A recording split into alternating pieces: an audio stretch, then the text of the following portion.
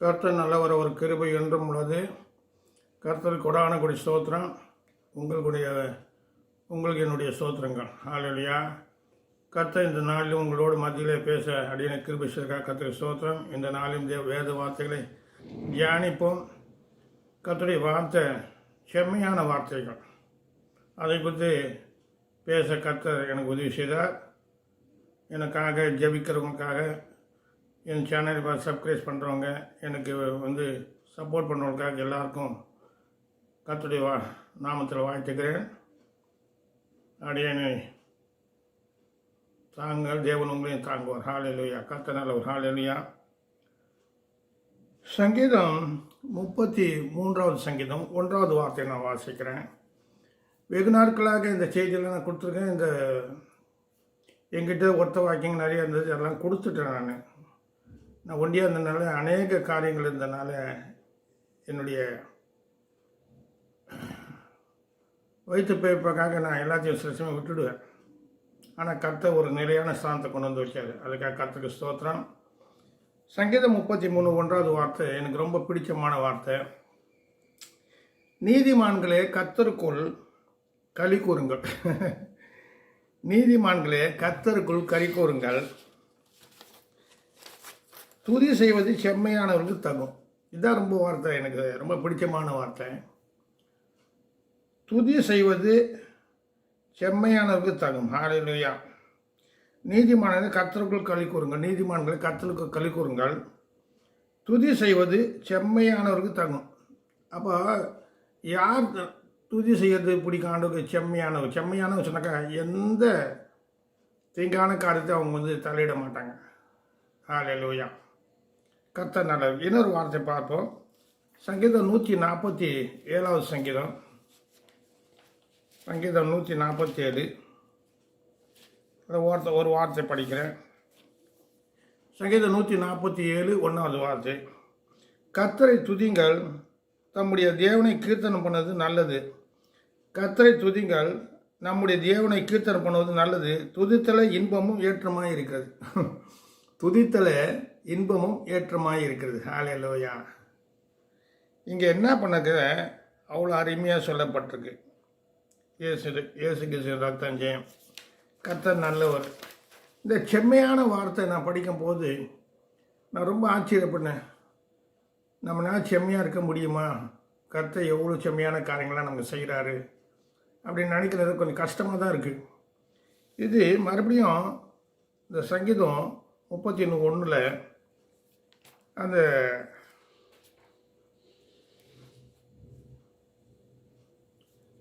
சங்கீதம் 33:1 நீதிமானுக்கு கர்த்தருக்குள் களி கூறுங்கள், துதி செய்வது உண்மை செம்மையானுக்கு தகும் சொல்கிறார். அடுத்தது ஏசப்பா ஸ்தோத்திரம். சங்கீதம்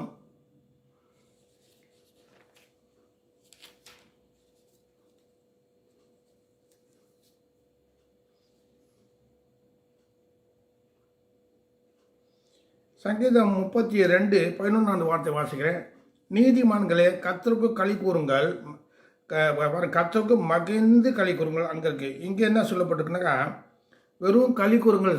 சங்கீதம் 33:1 நீதிமான கர்த்தருக்கு களி கூறுங்கள், துதி செய்வது செம்மையானுக்கு தகும் என்று களி கூறுங்கள் சொல்லப்பட்டது. ஆனால் சங்கீதம் 32:11 நீதிமான்கள் கர்த்தருக்குள் மகிழ்ந்து களி கூறுங்கள், செம்மையான இருதயம் உள்ளவர்கள் நீங்கள் எல்லாமும் ஆனந்தமாக இருக்கும். செம்மையான இருதயம். ஹல்லேலூயா. அந்த செம்மையான இருதயத்தை தான் நான் யோசித்தேன். இந்த செம்மையான இருதயம் கர்த்தருக்கு உகந்த இருதயம். ஹல்லேலூயா. கபடற்ற இருதயம் சொல்லுவாங்கள்ல, அது செம்மையான இருதயம். ஹல்லேலூயா. சரி, இப்போது என்ன சொன்னாக்கா, ஒன்று நமக்கு செம்மையான வார்த்தைகள் இருக்கணும். கர்த்தருக்கு உகந்த வார்த்தைகள் செம்மையான வார்த்தைகள். 2 கர்த்தருக்கு உகந்தது செம்மையான வழிகள் இருக்கணும். 3வது கர்த்தருக்கு உகந்த செம்மையான இருதயம் இருக்கணும். 4வது செம்மையான துதிகள் இருக்கணும். துதிக்கிறது கூட ஒரு செம்மையாக இருக்கும். அது அழகாக துதிப்பாங்க. சில பேர் பாட்டு பாடி ஆராதனை பண்ணுறது ரொம்ப நேர்த்தியாக இருக்கும். அதனால் இந்த 4 காரியங்களும் நான் உங்களுக்கு நினைவு பண்ண. 1 செம்மையான வார்த்தைகள், 2 செம்மையான வழிகள் இருக்குன்னு, தேவனுக்கு உகந்தது. செம்மையான இருதயம் இருக்குன்னு. செம்மையான இருதயம். 3 செம்மையான துதித்தல்.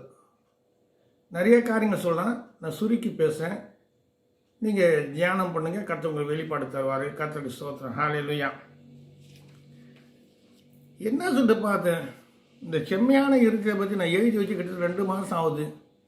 சில காரியங்கள் முன்னுக்கு பிறனா இருக்குன்னா அப்படியே வச்சுட்டேன். நான் என்னால் பேச முடியல.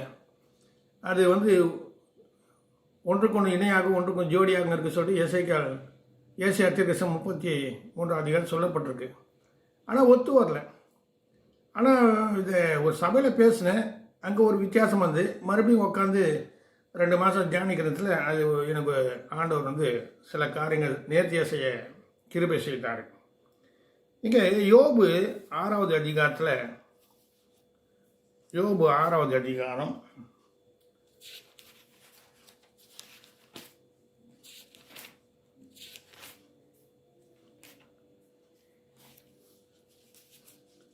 6வது அதிகாரத்தில் நான் வாசிக்கிறேன். 25வது வார்த்தையை வாசிக்கிறேன். 25வது செம்மையான வார்த்தைகள் எவ்வளவு வல்லமை உண்டு சொல்கிறார். யோபு பக்தன் சொல்கிறாரு, செம்மையான வார்த்தைகளில் எவ்வளவு வல்லமை உண்டு. உங்கள் கடிந்து கொள்ளுனா காரியம் என்னன்னு சொல்லி கேட்குற. சில கடிந்து கொள்கிறாங்க. ஒருத்தர் நிதானமாக பேசுறதுக்கும் நிதானமாக பேசுனால ராஜாவை கூட சம்மதி வைக்கலாம். கடிந்து கொள்ளும் ஒன்றுக்கும் உதவாது. செம்மையான வார்த்தைகள் சொன்னாக்கா அது எப்படி சொல்கிறது, ரொம்ப அன்பு உண்மையான அன்பு தான் அந்த செம்மையான வார்த்தைகள். கர்த்தர் நல்லது. எங்கே சொல்கிறாரு, செம்மையான வார்த்தைகளில் எவ்வளவு வல்லமை உண்டாம். அப்போ செம்மையான வார்த்தைகளில் வல்லம் உண்டு. அப்போ தேவ வார்த்தைகளில் வல்லம் உண்டு. சில வார்த்தைக்கு வல்லமை இல்லை. அதுக்காக அந்த செம்மையான வார்த்தைகளில் வல்லமை உண்டு. அப்போ வல்லமை வேணும்னு சொன்னால் நமக்கு வல்லமை வேணும், நமக்கு அதிகாரம் வேணும், தேவனுடைய அன்பு, தேவனுடைய இரக்கம், தேவனுடைய தயவு எல்லாம் வேணும்னு சொன்னால் நம்ம அந்த செம்மையான வார்த்தைகள் பேச கற்றுக்கணும். ஹல்லேலூயா. அப்போ செம்மையான வார்த்தைகள் எவ்வளவு வல்லமை உண்டு சொல்கிறேன். அப்போ வல்லமை எங்கே இருக்குதுன்னா அந்த செம்மையான வார்த்தைகள். கர்த்தருடைய வார்த்தை தான் செம்மையான வார்த்தை. அது கீழே பார்ப்போம். மீகா 2வது அதிகாரம் 2வது அதிகாரம் 10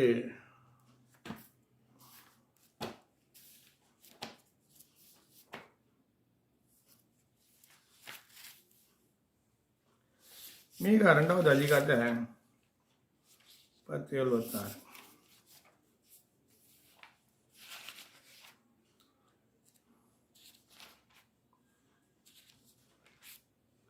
மீகா 2வது அதிகாரத்தில் 2:7 வசனம் வாசிக்கிறேன், கேளுங்க. யாக்கோப்பு வம்சம் என்று பேர் பெற்றவர்களே, கர்த்தரின் ஆவி குறுகி இருக்கிறதோ, அவருடைய கிரியைகள் இவைகள் தானா? அவ்வளோதாங்க. அவர் அதிகமாக கிரியை செய்வார். அதுக்கு மட்டும் நமக்கு உதவி பண்ண மாட்டார் அப்படின்லாம் சொல்லக்கூடாது. ஏன்னாக்கா அவர் அதிசயமானவர். அவருடைய வல்லமை எப்படி சொல்ற, இயற்கைக்கு அப்பாற்பட்ட வல்லமை. கர்த்தர் நல்லவர். அவர் சொல்றார், யாக்கோப்பு வம்சம் என்று பெயர் பெற்றவர்களே, கர்த்தரை குறுகி இருக்கிறதோ, அவருடைய கிரிகைகள் இவைகள் தானோ?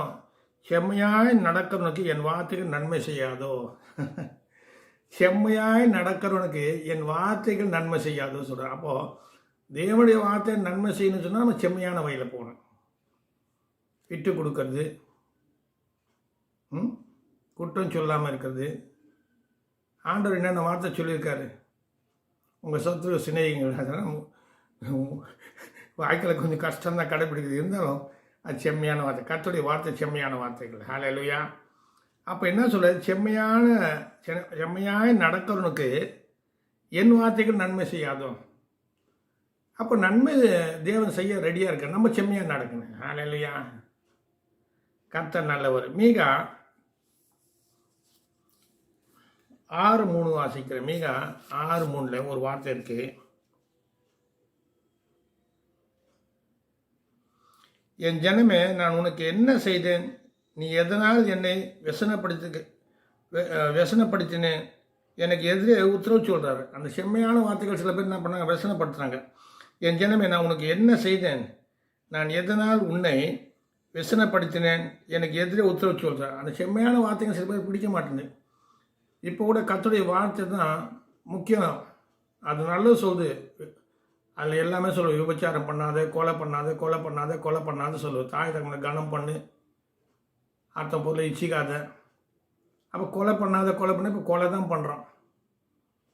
அப்போ விபச்சாரம் பண்ணது விபச்சாரம் தான் பண்ணுறான். அப்போ தேவனுக்கு விரோதமாக செய்கிறான். ஆனால் அவங்க நான் ஏற்கனவே ஒரு செய்தி போட்டேன், கொலை செய்கிறோம் தேவனுக்கு தொண்டு செய்யும் காலம் வரும்னு சொல்லிட்டு அந்த ஒரு செய்தியில் பேசியிருக்கேன். இன்றைக்கி என்ன பண்ணுறாங்க, அவன் அவனுக்கு என்ன சொல்ல, அது ஒரு பெரிய காரியமாக தெரியுது. கர்த்தருடைய வார்த்தைக்கு விரோதமாக நிற்கிறது. ஆனால் அழிஞ்சிடுவாங்க. கர்த்தர் நல்லவர்.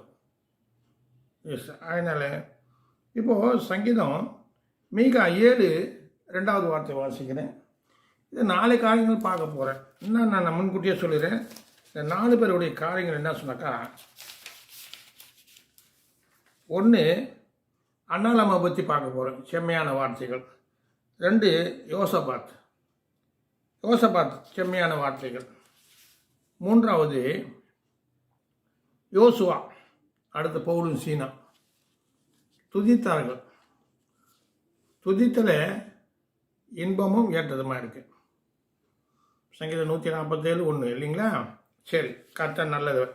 இப்போ மீகா 7வது அதிகாரத்தில் 2வது வார்த்தை, தேசத்தில் பக்தி உள்ளவன் அற்று போனான். தேசத்தில் பக்தி உள்ளவன் அற்று போனான். ஐயா மன்னிக்கினேன், என்ன நீங்கள் நேசித்தாலும் நேசிக்கணும், கர்த்தர் நேசிக்கிறாரு.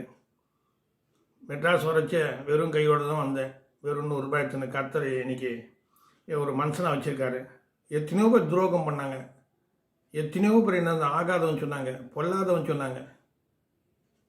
ஆமாம், நான் குறைவுள்ள மனுஷன்தான்.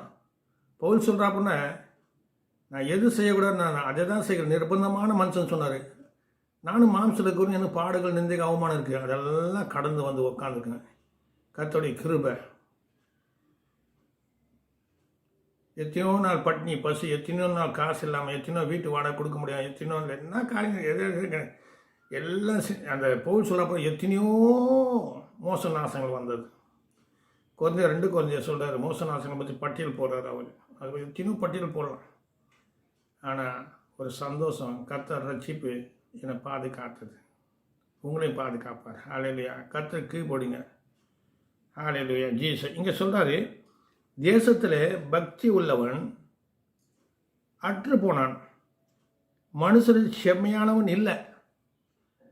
பக்தி உள்ள அற்று போனான். மனுஷரில் செம்மையானவன் இல்லை. அவர்கள் எல்லோரும் ரத்தம் சிந்த பதிவிருக்கிறார்கள். அவனவன் தன் சகோதர வலையிலே பிடிக்க வேட்டையாடுகிறான். பொல்லாப்பு செய்ய அவர்கள் 2 கைகளும் நன்றாய் கூடும். அதிபதி கொடு என்கின்றான். நியாயாபதி கைக்கூலி கேட்கிறான். பெரியவன் தன் துர்ராசையை தெரிவிக்கிறான். இவ்விதமாய் புரட்டுகிறார்கள். ஹல்லேலூயா. கர்த்தர் நல்லவர். ஹல்லேலூயா. சங்கீதம் பாருங்கள், அதில் என்ன சொன்னீங்கள, பக்தி உள்ள அற்று போனான். மனுஷன் செம்மான இல்லை. ஆனால் நம்ம சொல்கிறோம், நீதிமான் ஒருவனும் இல்லை. நீ உன்னத பாட்டில் படித்தாக்கா தேற்றுவார் ஒருவரும் இல்லை சொல்கிறார். உன்னத பாட்டில் தேற்றுவார் ஒருவரும் இல்லை. நம்ம யார் தேற்றுவார்? கர்த்தர் தான் தேர்வு. பரிசுத்தாவியான நம்ம தேர்த்தணும், வேறு வழி கிடையாது. ஹல்லேலூயா. என்ன பணம், என்ன படிப்பு, என்ன பலன் இருந்தாலும் சில இடத்துல போய் இக்கட்டில் மாட்டிக்கும். அந்த இக்கட்டில் விடுவிக்கிறது யார் சொன்னால் கர்த்தர் தான். அதுக்கு கர்த்தர் ஸ்தோத்திரம் பண்ணுங்க. கர்த்தர் நல்லவர். என்ன அருமையான சங்கீதம் 7:10 வாசிக்கிறேங்க. சங்கீதம் 7வது அதிகாரம் 10வது வார்த்தை. நடுவில் இந்த வார்த்தை நிற்க வச்சு இந்த 4 காரியங்களை பேசி முடிச்சுட்டு கடந்து போகிறதுக்கு கர்த்தர் கிருபை செய்வாராக. சங்கீதம் 7:10 பாருங்க. செம்மையான இருதயம் உள்ளவர்களை ரட்சிக்கிற தேவனிடத்தில் என் கேடகம் இருக்கிறது. செம்மையான இருதயம் உள்ளவர்களை ரட்சிக்க தேவனத்தில் என் கேடகம் இருக்கிறது சொல்கிறார். ஹல்லேலூயா. அப்போ செம்மையான இருதயம்னா ரட்சிக்கிறார் கர்த்தர். நான் என்ன தவம் பண்ணேன்னு தெரியல, கர்த்தர் என்னை ரட்சித்தார். விக்கிரகாராதனை பண்ணிக்கினேன், சுடுகாட்டில் உட்காந்தேன், உத்ராட்சம் கொட்டை போட்டு மந்திரம் மாந்திரிங்க மிஸ்மேரிசன்லாம் பண்ணுவேன். ஆனால் நிம்மதி இல்லை. ஆனால் கர்த்தர் என்ன பேசி என்னை ரட்சித்தார். கர்த்தர் கொடான கொடி ஸ்தோத்திரம். அப்போது சங்கீதம் 19 பார்ப்போம். மேற்கொண்டு இந்த காரியங்களை விவரித்து அதுக்கப்புறம் வார்த்தைகளுக்கு நான் கடந்து போக தியானம் பண்ணுறேன். சங்கீதம் 19:8 கர்த்தருடைய நியாயங்கள் செம்மையும். அப்போ கர்த்தருடைய நியாயங்கள் எப்படி இருக்குது? செம்மையான நியாயங்கள். மனுஷனுக்கு செம்மையாக இருக்கான செம்மை நியாயங்கள் இல்லை. என்னுடைய வாழ்க்கையில் பார்த்தேன். நான் ரட்சிக்கப்பட்டு 40 வருஷம் மேலே வச்சு யாருமே உண்மையாக நேசிக்கலை, உண்மையாக யாரும் உதவி. ஆனால் சில பேர் செய்கிறாங்க, அவங்கள நான் குற்றப்படல. ஆனால் தேவைகள் நிறையா இருக்குது, தேவைக்கு தேர்ந்தப்பல் சந்திக்கலாம். ஆனால் இருந்தாலும் அந்த கொஞ்சத்தில் உண்மை அதிகத்துக்கு அதிகாரிக்கணுமே. நீதிமொழி 8வது அதிகாரத்தில் என் வருமானம் போச்சு. அந்த வருமானம் கர்த்தருடைய வருமானம் என்னை நடத்துது. கர்த்தர் நல்லவர். ஹல்லேலூயா. இப்போ கூட இந்த நிறையா சபைகள் நான் பேசுவேன். இப்போ என்னால் போக முடியாதனால நான் ஆண்டவர்கிட்ட கேட்டால் யூடியூப்பில் பேச ஆரம்பிச்சிட்டேன். இதை நீங்கள் எனக்கு சப்போர்ட் பண்ணுங்கள், தெரிஞ்சவங்களுக்கு ஃபார்வர்ட் பண்ணுங்கள், தெரிஞ்சவங்களுக்கு சப்ஸ்கிரைப் பண்ணுங்கள், உதவி செய்யுங்க. மலை ஜபத்துக்கு உதவி செய்யுங்க. நாங்கள் மலை ஜபம் பண்ணுறோம், எல்லாருக்காக ஜபிக்கிறோம். அதனால் முடிந்த உதவி கம்பல்சரி கிடையாது. நீங்கள் உதவி செய்தால் கர்த்தர் உங்களுக்கு உதவி செய்வார். திருப்பி தாவீதேசன் கர்த்தர் உம்முடைய கருத்தில் வாங்கி உமக்க கொடுத்தோம்னு சொல்கிறார் 1 நாள் 29. அதனால் எனக்கு இல்லை, கர்த்தருக்கு. கர்த்தர் நல்லவர். ஹல்லேலூயா. கர்த்தருடைய நியாயங்கள் செம்மையும் இருதயத்தை சந்தோஷிக்கிறமாக இருக்குது. அப்போ இருதயம் சந்தோஷமாக இருந்தால் செம்மையான வார்த்தை இருக்குன்னு. சரி ஆகட்டும். அடுத்தது கர்த்தருடைய கற்பனை தூய்மையும் கண்களுக்கு தெளிவுக்கிறதுமாக இருக்கிறது. கர்த்தர் நல்லவர். நான் என்ன சொல்ல வரேன்னாக்கா, நீதிமொழியில் ஒரு வார்த்தைக்கு 14:12 முதல்ல எடுத்தோன்னு அந்த வார்த்தை சொன்னாக்கா கொஞ்சம் கடினமாக இருக்கும். அதுக்காக தான் பின்னாடி அந்த வார்த்தை சொல்கிறேன். பாருங்கள், நீதிமொழிகள் சாலமோன் சொல்கிறாரு. ஹல்லேலூயா. நீதிமொழிகள் 14:12 வாசிக்கிறேன் பாருங்கள். மனுஷனுக்கு செம்மையாக தோன்றுகிற வழி உண்டு, அதன் முடிவு மரண வழிகள். மனுஷனுக்கு செம்மையாக தோன்ற வழிகள், அந்த வழிகள் மரண வழிகள். சில பேர் பாருங்கள், நான் மன்னிக்கணும், மனசில் ஒரு என்ன சொல்கிறது, மனசில் கொஞ்சம் வேதனை இருக்குது. சில பாஸ்டருங்க அந்த ஊழியம் செய்ய முடியாமல் மறத்திடுறாங்க. ஊழியத்துக்குள்ளே தடங்களை வீது. ஏன்னா அவங்க செம்மையான இறுதியம் இருக்குதுன்னு சொல்கிறேன். பணம் சேரும், ஆட்கள் சேருவாங்க, எல்லோரும் அவங்க இருக்க மாட்டாங்க. அதான் பிரச்சனை சொல்லுங்கள். எல்லாத்தையும் கொடுப்பாரு, அனுபவிக்க ஜீவனை கொடுக்க மாட்டார். சரி, கர்த்தர் நல்லவர். இன்னும் எளிமையான நேற்று படித்தேன். பயங்கரமான வார்த்தைகள்லாம் பைபிளில் இருக்குது. அதை தேடி கண்டுபிடிச்சாக்கா நீதிமொழியில் சொல்கிற 2வது 3வது அதிகாரத்தை புதையில தேடுவது போல் கண்டுபிடிச்சு பாருங்க சொல்கிறார். புதையில தேடுறாங்க, ஒரு சில தங்காம புதையில தேடுறாங்க, வைரம் புதையில தேடுறாங்க, எப்படி கஷ்டப்பட்டு தேடுறாங்க தெரியுமா? அதுபோல் தேடுறா சொல்ல தேவ வார்த்தைங்களை. கர்த்தர் நல்லவர். ஹல்லேலூயா. இப்போ விசேஷம் என்ன சொன்னாக்கா பாருங்கள், மனுஷனுக்கு செம்மையான தோன்றுக்கு வை உண்டு, அதன் முடிவோ மரண வைகள். ஆனால் அவங்களுக்கு இப்போது எல்லாம் செய்கிறாங்க, செம்மையாக தோணுது அவங்களுக்கு, செய்யறதெல்லாம் கரெக்டு, அது பர்ஃபெக்ட் சொல்கிறாங்க. ஆனால் அவங்க கடைசியில் மரண வழியில் கொண்டு போயிடுது. ஆனால் கர்த்தருடைய வழி தான் செம்மையான வழி. அதுக்கு தான் என்ன சொல்லப்பட்டிருக்குனாக்கா, ஜீசஸ்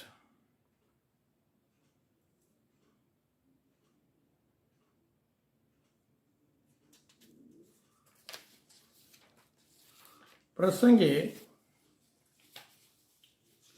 இயேசு என்ற அர்த்தம் ஜனம்.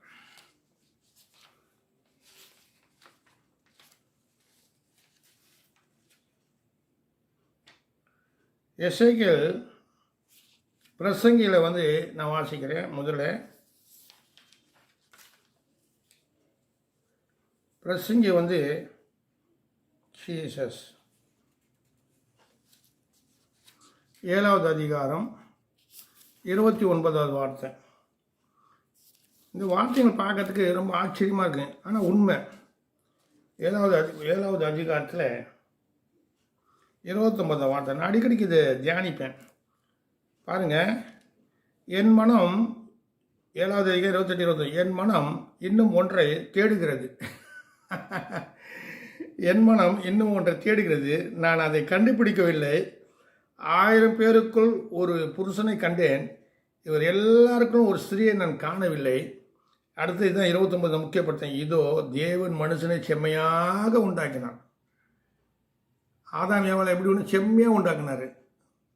சாத்தான் நடுவில் போனால் அவங்களும் உபாயத்தை கற்றுக்கினாங்க. இங்கே என்ன சொல்லப்பட்டிருக்குனாக்கா, இதோ தேவன் மனுஷனை செம்மையாக உண்டாக்கினார், அவர்களோ அநேக உபாயத்தந்திரங்களை தேடி கொண்டார்களாம். அங்கே பாரு, அந்த அநேகம் சொல்கிறது ரவுண்ட் பண்ணிக்கோங்க. பிரசங்க 7:9 ஒரு உபாயம், ஒவ்வொரு உபாயத்தந்திரம் ஒன்றும் இல்லை, அநேக உபாயத்தை தேடிக்கொண்டாங்க. இதை மாத்திரம் கண்டேன். இன்றைக்கி இருக்கிறவங்கெல்லாம் ரொம்ப உபாயத்தந்திரங்கள்லாம் பண்ணுறாங்க. காசு எப்படி வேணும், சௌக்கியமாக இருக்கணும், ஐஸ்வர்யங்களாக இருக்கணும், வசதியாக இருக்கணும், நல்லா உடுத்துன்னு, காரில் போகணும்.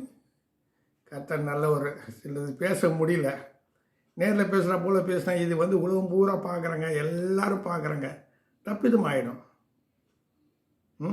கர்த்தர் நல்லவர். இந்த பாருங்க, இதோ தேவன் மனுஷன் செம்மையாக உண்டாக்கினாராம். அப்போ இப்போ அந்த செம்மையில் மனுஷங்க ஒரு செம்மையான காரியம் இல்லையே. அதுதான் ஆண்டவர் மறுபடியும் மறுபடியும் மறுபடியும் சொல்கிறார், மனம் திரும்புக, மனம் திரும்புக, மனம் திரும்புக. யார் மனம் திரும்புகிறாங்க சொல்லுங்கள்? எதுக்கு மனம் திரும்புகிறாங்க? காசுக்காக தான் மனம் திரும்புகிறாங்க. கர்த்தர் நல்லவர். கர்த்தர் தேடின்னு போனாங்க. இன்றைக்கி யாராவது தேடின்னு வருவாங்களா? கஷ்டப்படுறவங்க தேடின்னு உலகத்தான் செய்கிறான். நிறைய காரியங்கள் செய்கிறாங்க, உலகத்தானுங்க ஹெல்ப் பண்ணுறாங்க. சரி, கர்த்தர் நல்லவர். நமக்கு கர்த்தர் தான் உதவி செய்வார். இல்லையா? வானத்தையும் பூமி உண்டாக்கின கர்த்தருக்கு நமக்கு ஒத்தாசை வரும், உதவி வரும் சொல்லப்பட்டிருக்கு. சரி, கர்த்தர் நல்லவர். இங்கே எசேக்கியேல் 18வது அதிகாரத்தோட வார்த்தையை பார்த்து நான் கடந்து போக பண்ணுறேன்.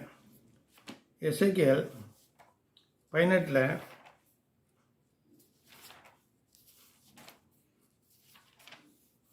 எசேக்கியேல் 18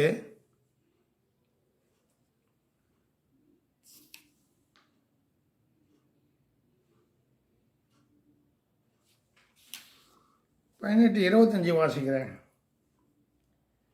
நீங்களோ ஆண்டோட வழியை செம்மையாக இருக்கவில்லை என்கிறீர்கள். நீங்களோ ஆண்டவருடைய வழியை செம்மையாக இருக்கவில்லை என்கிறீர்கள். இஸ்ரவேல் வம்சத்தார் கேளுங்கள், என் வழி செம்மையாக இராதோ? என் வழி செம்மையாக இராதோ? 2வது கேள்வி கேட்குறாரு. உங்கள் வழிகள் அல்லவோ செம்மையாக அல்லாததாக இருக்கிறது. அப்போது நம்ம வழி தான் செம்மை இல்லை சொல்கிறாரு. அவருடைய வழி நான் செம்மையாக இருக்குன்னு சொல்கிறாரு. இன்னும் தர்க்கம் நிறையா பேர் பண்ணுறாங்க, அதெல்லாம் எடுத்து வாசிக்கிறதுக்கு நேரம் இல்லை. இருந்தாலும் நான் இதை சுருக்கமாக முடிக்கிறேன். இந்த செம்மையான வார்த்தை, செம்மையான ஜெம்ஸ்னாக்கா இதை பார்த்து முடிப்போம். 4 பேரை ஒரு விசேஷமாக பார்க்குறேன். 1வது 1 சாமுவேலில் அன்னாளம்மா பற்றி பார்ப்போம். சுருக்கமாக பேசுகிறேன், மேற்கொண்டு நீங்கள் வாசிங்க, உங்களுக்கு புரியும். 1 சாமுவேல் 2வது அதிகாரம் அன்னாளுடைய ஜெபம். அப்போது அன்னாள் ஜெபம் பண்ணி, என் இருதயம் கர்த்தருக்கு களிக்கிறது, என் கொம்பு கர்த்தருக்கு உயர்ந்திருக்குது, என் பகஞ்ச மேல் என் வாய் திறந்திருக்குது, உங்களுடைய ரட்சிப்பினால் சந்தோஷப்படுகிறேன். நிறைய 10வது வசனம் வரைக்கும் படிக்கணும், நேரம் இல்லை. எனக்கு காரியங்கள் பார்த்தா பாருங்கள். கர்த்தரை போல பரிசுத்தமானவர் இல்லை, உண்மை அல்லாமல் வேறு ஒருவரும் இல்லை. எங்கள் தேவனை போல கண்மலை இல்லை. இனி மேட்டிமையான பேச்சை பேசாதுங்க. செம்மையான வார்த்தை சொன்னால் மேட்டிமையான பேச்சை பேசக்கூடாது. அடுத்தது, அகந்தியான பேச்சு உங்கள் வாயிலிருந்து புறப்பட வேண்டாம். கர்த்தர் ஞானமுள்ளதவன், அவர் செய்கள் யதார்த்தமானவைகள். பலவான்கள் வில் முறிந்தது, தள்ளாடினவர்கள் பலத்தினால் இடை கட்டப்பட்டார்கள். திருப்தியானவர்கள் அப்பத்துக்காக கூலி வேலை செய்கிறார்கள். பசிதாகம் இனி பசியாயிறாங்க. மலடியாக ஏவி பெற்றான், அநேக பிள்ளைகளை பெற்றவளோ பலபட்சமானான். சரி, அடுத்தது, கர்த்தர் தரித்திரம் அடைய செய்கிறவரும் 6வது கர்த்தர் கொள்கிறவரும் உயிர்ப்பிற்குமாய் இருக்கிறார். அவரே பாதாளத்தை இறங்கும், அதிலிருந்து ஏறவும் பண்ணுவார். இது செம்மையான வார்த்தைங்க. அடுத்தது கர்த்தர் தரித்திரம் அடைய செய்கிறோம் ஐஸ்வர்யம் அடைய செய்கிறோமா இருக்கிறார்.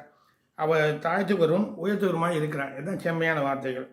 அவர் சிறுவனை பூஜையிலிருந்து எடுத்து எளியவனை குப்பையிலிருந்து உயர்த்துகிறார். அவர்களை பிரபுக்களோடு உட்காரும் மகிமையுள்ள சிங்காசன சுதந்திரம் பண்ணுகிறார். பூமியின் அஸ்திபாரங்கள் கர்த்தருடையவைகள், அவரே அவைகள் மேல் பூச்சக்கத்தை வைத்தார். அவர் தமது பசுவாரங்கள் பாதங்களை காப்பாராம். என்ன அருமையான வார்த்தை பாருங்க. பசுவாரங்கள் பாதத்தை காப்பாராம். கர்த்தர் நல்லவர். செம்மையான வார்த்தைங்க. எவ்வளோ அண்ணாளுடைய ஜபம் எனக்கு ரொம்ப பிடிக்கும். அந்த அம்மாவுடைய ஜபம் நம்ம ஜபம் பண்ணுறோம் எல்லாம் திட்டு ஜபம், பொய்யான ஜபம். அந்த பொய்யை குறித்து நான் பின்னாடி பேசுகிறேன். நிறைய பொய்யான காரியங்கள் இருக்குது பைபிளில். கர்த்தர் எனக்கு கிருபை செய்த நான் பேசுவேன். ஹல்லேலூயா. எத்தனை பேர் என்னென்ன பொய் பேசுகிறாங்க பாருங்கள். மற்றவங்க மகிழ்வத்துக்காக நிறைய பேர் பொய் பேசுகிறாங்க. அதை பார்க்குறேன். அடுத்து பாருங்கள். அவர் தமது பசுவார்கள் பாதங்களை காப்பார். துர்மார்க்கு இருளே மௌனமாக பெலத்தின ஒருவனும் மேற்கொள்வதில்லை. கர்த்தரோடு வயக்காடுவர்கள் நொறுக்கப்படுவார்கள். வானத்திலிருந்து அவருக்கு மேல் முயங்குவார். கர்த்தர் பூமியின் கடைந்தத்திலிருந்து நியாயம் தீர்த்து தாம் ஏற்படுத்தின ராஜாவுக்கு பெலன் அழைத்து தாம் அபிஷேகம் பண்ண கொம்பை உயர்த்துவார் என்று துதித்தார். இது செம்மையான வார்த்தை. அடுத்த வார்த்தை நம்ம பார்ப்போம். யோசபாத் 565. யோசபாத் பற்றி. யோசபாத்துக்கு விரோதமாக ஜனங்க வந்தாங்க. அப்போது துதிக்கிறவங்க வச்சார். 500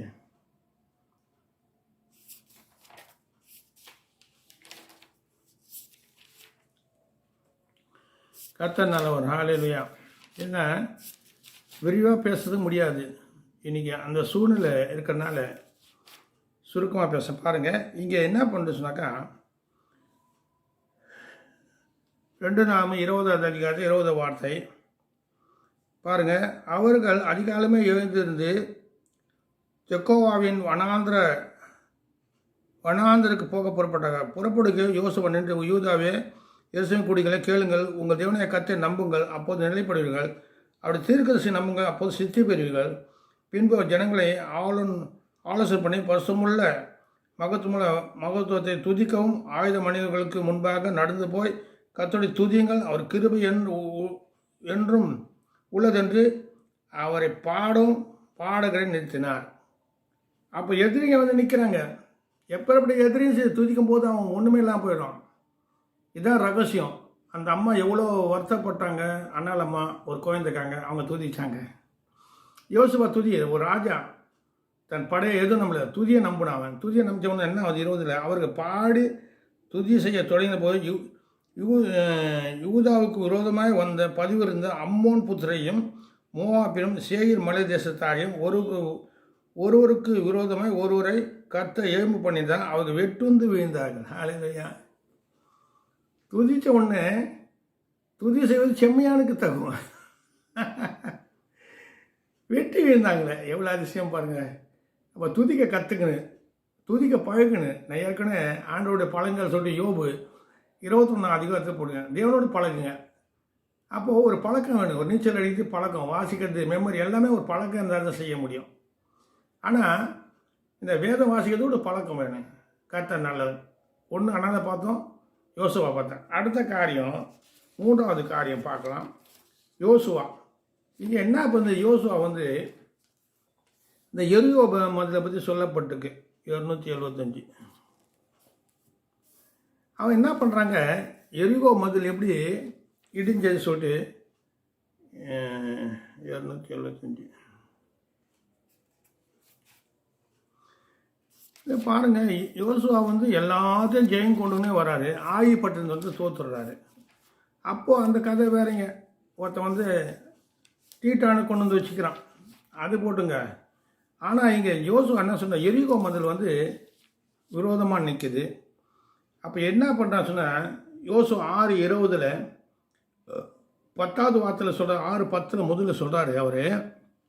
யோசுவா ஜனங்களை நோக்கி, நான் சொல்லும் நாள் மட்டும் நீங்கள் ஆர்ப்பரியாமலும் உங்கள் வாயினால் சத்தம் காட்டாமல் இருங்கள். உங்கள் வாயிலிருந்து ஒரு பேச்சும் புறப்பட வேண்டாம்.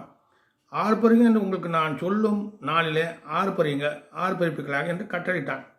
அப்போ 20 வாரத்தில் எக்கால ஊதுகையில் ஜனங்கள் ஆர்ப்பரித்தார்கள். எக்கால சத்தத்தை ஜனங்கள் கேட்டு மகா ஆரவாரத்தோடு முயங்கு அலங்கம் இடிந்து வீழ்ந்து உடனே ஜனங்கள் அவரவர் தங்களுக்கு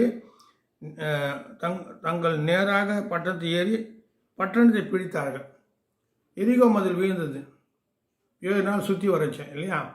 அப்போ சயின்டிஸ்ட் கண்டுபிடிச்சேன் எரிகோ மதிலுடைய கல் வந்து அந்த பாம்பு போட்டால் கூட முடியாது, அந்த அவ்வளோ ஸ்ட்ராங்காக. அதை எப்படி உண்டாக்குனாங்க நமக்கு தெரியாது, கற்றுக்க தான் தெரியும். அவ்வளோ வல்லமையான ஒரு மதில் செவுறு, ஒரு விரோதமான செவுறு துதியினால் வீழ்ந்தது. அப்போ உங்களுக்கு விரோதமாக என்ன இருக்கோ எது இருந்தாலும் துதிச்சினே இருங்க. நாளானாலும் பரவாயில்ல, நேரானாலும் பரவாயில்ல, துதிக்கிற நேரத்தில் அந்த துதி போய் என்ன பண்ண உங்களுக்கு விரோதமாக இருக்க எல்லாமே நம்ம ஒடிச்சு போட்டுடும், ஜெயம் வரும். 3 காரியம் ஆயிடுச்சு. 4வது காரியம் அப்போஸ்தலர் அதிகாரம்.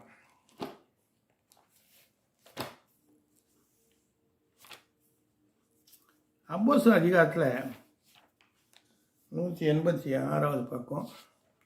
இங்கே அப்போஸ்தலர் அதிகாரத்தில்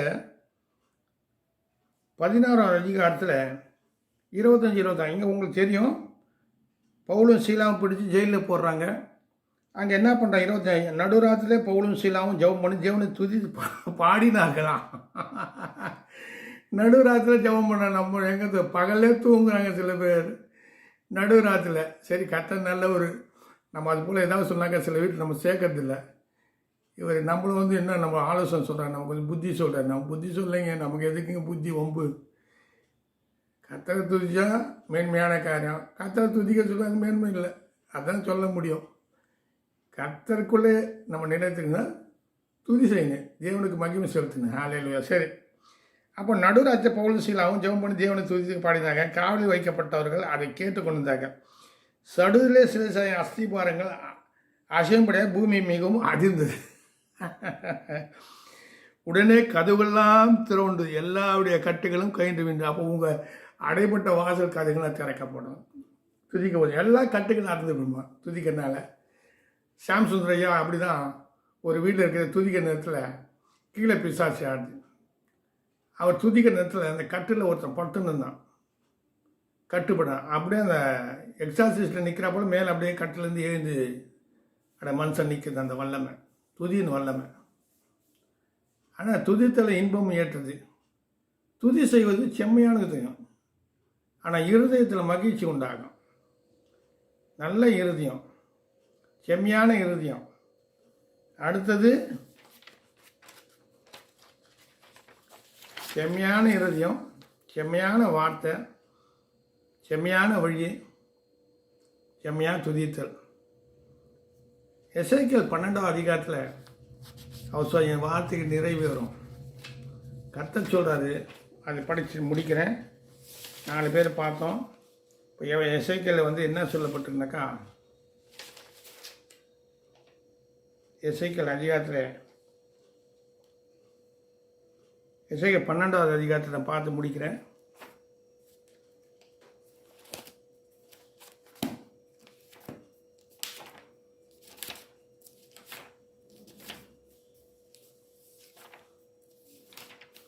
எசேக்கியேல் 12வது அதிகாரத்தில் சில வார்த்தைகளை வாசித்து தேவனுடைய வார்த்தை வாசித்து நான் முடிக்கிறேன். பாருங்கள், எசேக்கியேல் 12வது அதிகாரத்தில் 25வது நான் கர்த்தர், நான் சொல்லுவேன், நான் சொல்லும் வார்த்தை நிறைவேறும், இனி தாமதியாது. கலகிவிட்டாரே, உங்கள் நாட்களில் நான் வார்த்தைகளை சொல்லுவேன், நான் வார்த்தையை சொல்லுவேன், அதை நிறைவேற்றும் பண்ணுவேன் என்று கர்த்தர் ஆண்டு உரைக்கிறார் என்று சொல்லுகிறார். பின்னும் கர்த்தருடைய வார்த்தை எனக்கு உண்டாகி, மனுபுத்திரன், இதோ இஸ்ரவேல் வம்சத்தார் இவன் காண்கிற தரிசனம் நிறைவேற அநேக நாள் செல்லும், தூரமாயிருக்கிற காலங்கள் குறித்து இவன் தரிசனம் சொல்கிறான் என்றார்கள். ஆகையால் என் வார்த்தை ஒன்றாக இனி தாமதிப்பதில்லை. ஜெபம் பண்ணும்போது ஒரு வார்த்தை கூட தாமதமாகாது, உடனே பதில் கிடைக்கும். ஹல்லேலூயா. பதில் தாமதமான கர்த்தர் எப்படியும் பதில் தருவார். ஹல்லேலூயா. பாருங்கள், ஆகையால் என் வார்த்தை ஒன்றாலும் இனி தாமதிப்பில்லை என்று கர்த்தர் அங்கே உரைக்கிறார். நான் சொன்ன வார்த்தை நிறைவேறும் என்று கர்த்தர் ஆண்ட உரைக்கிறார் என்று அவர்களோடு சொல்லி என்றார். ஆனால் ஜெபம் வந்து சில பேர் தடை, தானியேலுடைய ஜெபம் தடைப்பட்டது.